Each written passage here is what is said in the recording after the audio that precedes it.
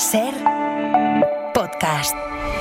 Hola, muy buenos días. Dijo Donald Trump cuando llegó a la Casa Blanca que él iba a ser el pacificador del mundo, pero la verdad es que las cosas están peor en Ucrania y peor en Gaza. En lo único en lo que acaba de conceder una tregua es en los aranceles a Europa, para los que ahora se da un mes más, hasta julio, en una guerra comercial que él mismo ha empezado.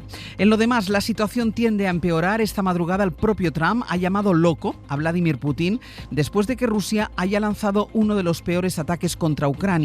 Trump ha escrito en su red social, y lo ha escrito en mayúsculas, que Putin está loco, aunque también culpa a Zelensky de generar problemas. En Israel, el apoyo de Trump es clave para Netanyahu, al que intenta frenar otras voces de la comunidad internacional. Europa se plantea la posibilidad de romper su acuerdo de asociación con Israel, y España ha lanzado una coalición de países para impulsar esta vía, para plantear sanciones, incluso individuales, y para que se estudie el embargo de la compra de armas a Israel. En definitiva, para intentar que la presión sobre Netanyahu le obligue a frenar la masacre. Ayer Madrid acogió por la tarde la cumbre con representantes de la diplomacia de una veintena de países europeos, árabes, también Brasil. Sastre, buenos días. Buenos días, Barceló. Y el ministro Álvarez, que fue anfitrión de esa cita, estuvo anoche en Hora 25. Ha llegado el momento de las acciones concretas. Acciones como suspender el acuerdo de asociación entre la Unión Europea e Israel, el hecho de que haya un embargo de venta de armas a Israel mientras dure la guerra, y también seguir avanzando en sanciones individuales. Todo eso mientras sobre el terreno la violencia sigue. Solo esta madrugada al menos 25 personas han muerto, entre ellos 6 niños, después de un ataque contra una escuela en la ciudad de Gaza. Y apunta Al Jazeera que la mayoría de las muertes se han producido por el incendio que desataba el bombardeo. Ha habido otros muertos en otros puntos de la franja. Estos ataques nocturnos llegan después de un domingo con 57 muertos, entre ellos 2 trabajadores de Cruz Roja y un periodista. Pablo Morán, buenos días. Hola Ángels, buenos días. Vamos a empezar con el resultado de esa cumbre de ayer en Madrid, que plantea unas sanciones que, visto lo visto, Netanyahu está decidido a ignorar. Y por eso España aprovechó el escaparate de la cumbre de este domingo en Madrid para instar al mundo, y particularmente a Europa, a dar un paso más, como escuchábamos, a pasar de las palabras a las acciones, a un embargo de armas, a sanciones incluso a Netanyahu. Hay que seguir ampliando esa lista. No podemos permitir que haya personas frente a las cámaras de televisión que son completamente contrarios a los derechos humanos. Tienen que saber que desde luego no serán bienvenidos en Europa. Y también instó a Europa a suspender el acuerdo de asociación con Israel. La Comisión está llamada a pronunciarse, y el ministro Álvarez recordaba anoche en Hora 25 que cada vez más socios entienden la gravedad del asedio. España llevaba junto con Irlanda un año solicitando esa revisión. Por fin lo hemos conseguido.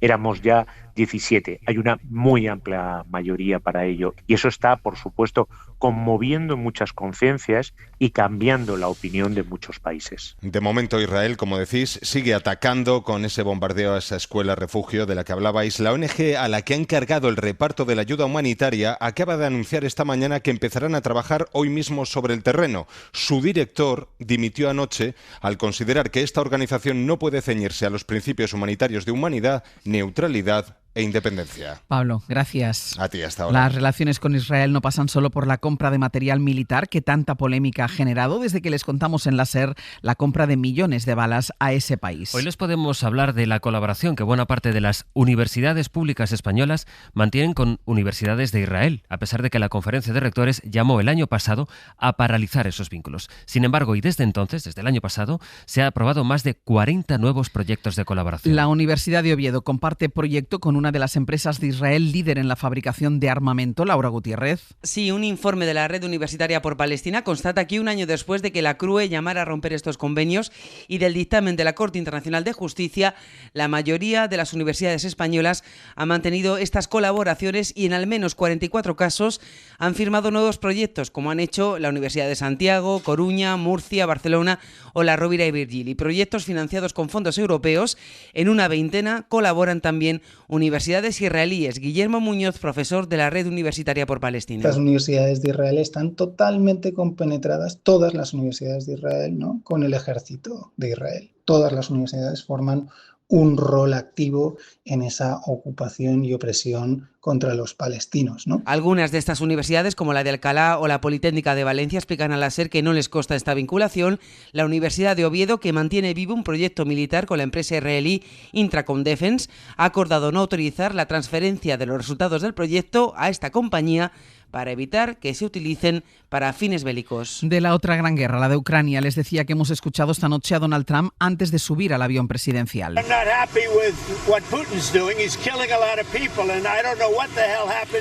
Y ha dicho que no está nada contento con Putin. Luego, en su red social, Trump ha llegado a llamar loco al presidente ruso después de que este fin de semana el ejército ruso haya lanzado bombardeos masivos contra Ucrania justo cuando Moscú y Kiev completaban el mayor intercambio de prisioneros de la guerra, Ángel. Trump endurece así sus críticas a Putin por seguir bombardeando a civiles en Ucrania. En un mensaje en su red social, Truth Social, dice que el ruso se ha vuelto loco y que está matando a mucha gente innecesariamente tras esos bombardeos del fin de semana. Siempre he tenido una muy buena relación con Putin, pero algo le ha pasado, señala el republicano en ese mensaje, en el que le lanza además una advertencia. Si quiere hacerse con toda Ucrania, va a provocar la caída de Rusia. En ese mensaje también tiene palabras contra el ucraniano Volodymyr Zelensky, a quien critica sobre todo su retórica. Todo lo que sale por su boca causa problemas y no me gusta. Y el otro gran anuncio, que veremos a las 9 cómo impacta en la apertura de las bolsas, Trump ha hablado también de aranceles. Y ha confirmado que ha hablado por teléfono con la presidenta de la Comisión, con Ursula von der Leyen. Han acordado, esta es la noticia económica de la mañana, extender sus conversaciones después de que el viernes él mismo hiciera caer las bolsas al anunciar que iba a poner los aranceles a Europa al 50% a partir del 1 de junio. Ahora restablece la fecha inicial, dice que se han puesto como nueva fecha límite el 9 de julio. Aquí en España el lunes empieza con los efectos de la manifestación que ayer recorrió las calles de Madrid en defensa de la sanidad pública. ¡Sanidad pública y universal! ¡Sanidad! Unas 30.000 personas, según la delegación del Gobierno, 200.000 según los organizadores, se manifestaron en contra de la falta de médicos o en contra de las listas de espera. Y hubo un momento, cuando llegaron a las Cibeles, Silencio, por favor. que se pidió este minuto de silencio por los mayores que murieron en las residencias de la comunidad durante el COVID. Pues justo hoy declaran como imputados 2 exaltos cargos y un asesor del Gobierno de Madrid por los llamados protocolos de la vergüenza, Elena Jiménez. Hasta ahora los juzgados solo habían citado como investigadas a directoras de las residencias, pero ahora se ha subido un escalón y se ha llegado a cargos que formaron parte del Gobierno de Ayuso. Carlos Mur y Francisco Javier Martínez Peromingo, que estuvieron en la elaboración de los llamados protocolos de la vergüenza, y Antonio Burgueño, a quien el Gobierno de la Comunidad de Madrid le encargó el plan de choque que supuestamente iba a medicalizar las residencias. Las familias esperan que sirva para conocer quién dio la orden de aplicar los protocolos. Carmen López, de Marea de Residencias. Sabemos que al ser imputados no tienen necesidad de decir verdad, no tienen la obligación, pero esperamos que lo digan y que tiren del hilo para que llegara a los máximos responsables. Quieren saber cuál fue la implicación de Ayuso y del que fue su consejero de Sanidad. La semana política aquí en España va a estar condicionada en gran parte por lo que va a ocurrir mañana en Bruselas, en el Consejo de Asuntos Generales de la Unión Europea. Ese es el organismo que tiene que decidir. Se declara el catalán como lengua oficial de la Unión, también el gallego, el euskera. Hace falta un respaldo unánime, o sea, de los 27 países de la Unión, y ahí es donde va a estar la gran complicación. El Gobierno acordó con Junts que iba a impulsar este reconocimiento del idioma, como está haciendo estas semanas, a cambio de que Francina Armengol alcanzara la presidencia del Congreso. Algunos países han expresado sus dudas, no solo por el coste económico, sino por lo que podría pasar si cambia el gobierno en España y deja de apoyar este reconocimiento. Guillermo Lerma, buenos días. ¿Qué tal? Buenos días. El caso es que si mañana sale adelante la oficialidad del catalán, eso puede desencallar la agenda legislativa atascada en el Congreso por Junts, o eso espera el gobierno. Sí, el Gobierno considera que esa votación es clave de cara a cumplir con los compromisos pendientes. La Moncloa necesita un apoyo unánime de los 27 países de la Unión Europea. Son conscientes de la dificultad que supone lograrlo, pero hay ciertas esperanzas. Nadie ha expresado su intención de vetar la iniciativa, aunque el PSOE denuncia los movimientos del PP para convencer a algún gobierno afín a posicionarse en el no. En cualquier caso, el objetivo de la Moncloa es hacer ver a Junts, sobre todo, que la defensa de la oficialidad del catalán ha sido absoluta, con implicación al máximo nivel del ministro de Exteriores y del propio presidente. El Ejecutivo busca dar un impulso a la relación con los socios para intentar cerrar el curso parlamentario con algún avance en las leyes pendientes, sin presupuestos ni mayoría para sacar reformas de calado como la delegación de competencias en inmigración o la ley sobre las acciones judiciales abusivas. El PSOE confía también en que el pronunciamiento del Constitucional sobre la amnistía este mes de junio ayuda a impulsar esa agenda legislativa. Guilla, hasta luego. Hasta luego. Hoy el PP va a pedir al presidente del Constitucional, a Cándido Conde Pumpido, que se abstenga del debate de su recurso contra la ley de amnistía, con el argumento de que la esposa de Conde Pumpido, que es magistrada, participó en el informe que hizo el Poder Judicial sobre esta ley. Y en Cataluña lo que va a hacer la Generalitat es cambiar el sistema de protección de los menores tutelados después del caso de pederastia que les adelantamos aquí en la SER, el caso de una niña de 12 años de la que abusaba un hombre que luego la ofrecía a otros adultos para que también la violaran. El Govern retira la gestión de las subvenciones y contrataciones al departamento que gestiona los centros de menores. Es una información de Andrea Villoria. El Govern de la Generalitat saca poder a la DGAIA, la Dirección de Atención a la Infancia, que es quien tutela a los niños desamparados y gestiona los centros de menores en Cataluña.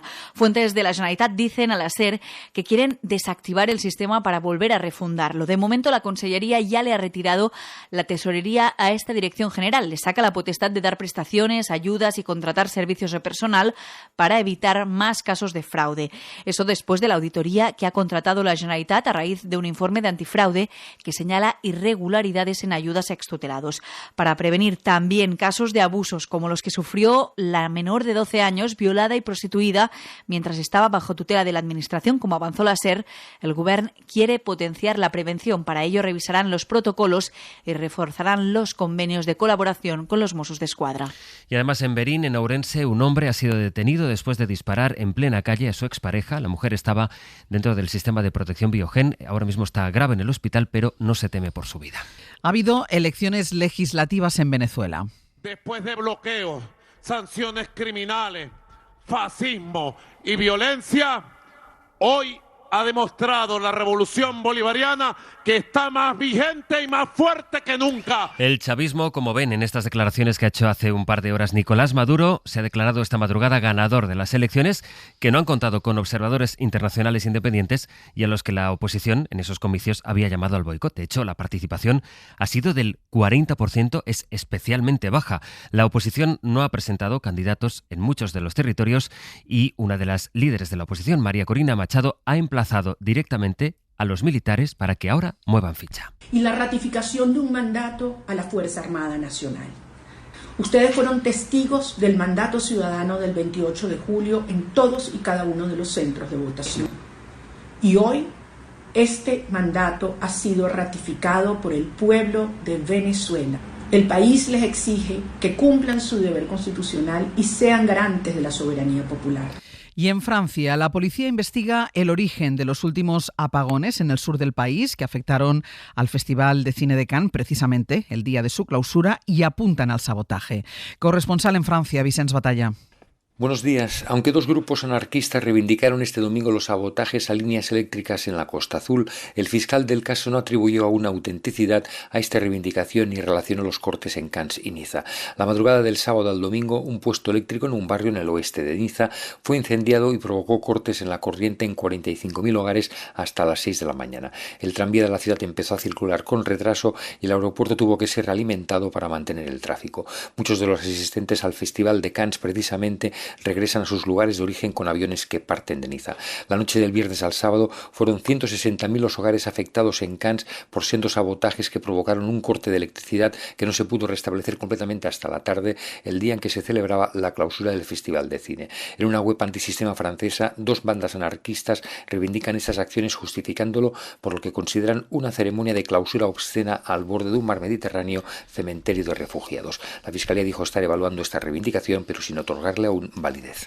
Y este dato, el número de aspirantes a ser maquinista de tren ha crecido hasta un 43% desde antes de la pandemia. Hay ya tantos aspirantes que superan las necesidades del sector a pesar de que muchos trayectos se han liberalizado y también ha crecido la demanda de empleo. Es una información de Edu Hernández. Buenos días. Buenos días. Desde 2019 hasta 2024 el número de personas que se presentan al examen de maquinista ha aumentado un 43%, pero el problema está en que los aspirantes que salen de las academias, unos 1.000 al año, respecto a lo que demandan las empresas, en especial Renfe, no se corresponde. Los sindicatos ponen el foco en las academias, que han pasado de 3 a 18 autorizadas en los últimos años. Diego Martín es el secretario general de Maquinistas SEMAF. Hacen una publicidad engañosa, intentan informar de que hay un pleno empleo en el sector cuando ya no se está produciendo. Y el relevo generacional, que está prácticamente completado, ha generado una bolsa de empleo que SEMAF espera que llegue a los 2.000 maquinistas maquinistas para este año. Me gasté más de 30.000 euros entre el curso, desplazamientos y que las plazas reales son muy pocas. Voces anónimas, como las de este maquinista con título pero sin trabajo,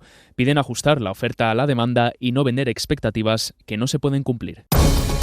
Y luego en el abierto vamos a hablar de vivienda, ahora que se cumplen 2 años desde que se aprobó la ley cuya eficacia defiende el Gobierno, porque asegura que donde se aplica han bajado los precios y en cambio el PP cree que la norma expulsa a los propietarios y reduce la oferta. Les estamos contando esta mañana que los jóvenes necesitarían de media 16 años de ahorro para poder afrontar la entrada de una hipoteca, según los datos de varios portales y también del Observatorio de la Juventud. Para no perderte ningún episodio, síguenos en la aplicación o la web de la SER, Podium Podcast o tu plataforma de audio favorita.